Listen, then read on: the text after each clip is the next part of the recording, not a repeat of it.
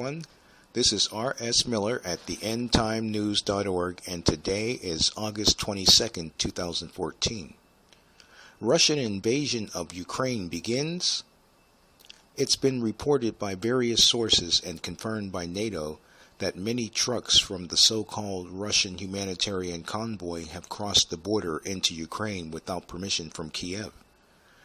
This move by Moscow is a direct violation of Ukraine's national sovereignty and serves to heighten tensions between Russia and the West to very dangerous levels. NATO Secretary General Anders Fogh Rasmussen made the following statement: I condemn the entry of Russian so-called humanitarian convoy into the Ukrainian territory without consent of the Ukrainian authorities and without any involvement of the International Committee of the Red Cross. This is a blatant breach of Russia's international commitments, including those made recently in Berlin and Geneva, and a further violation of Ukraine's sovereignty by Russia. It can only deepen this crisis in the region, which Russia itself has created and has continued to fuel.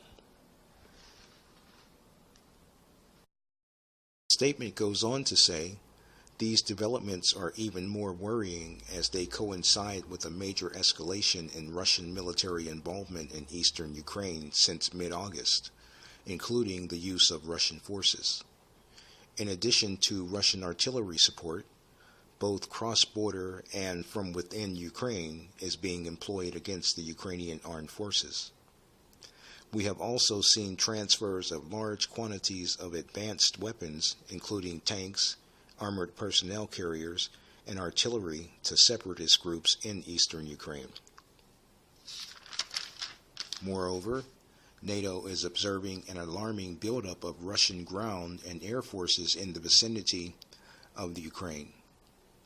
Rasmussen concludes his statement with, I strongly urge Russia not to take further provocative actions to stop destabilizing Ukraine and to take genuine steps to resolve this dangerous situation with full respect of Ukraine's sovereignty and territorial integrity and international law.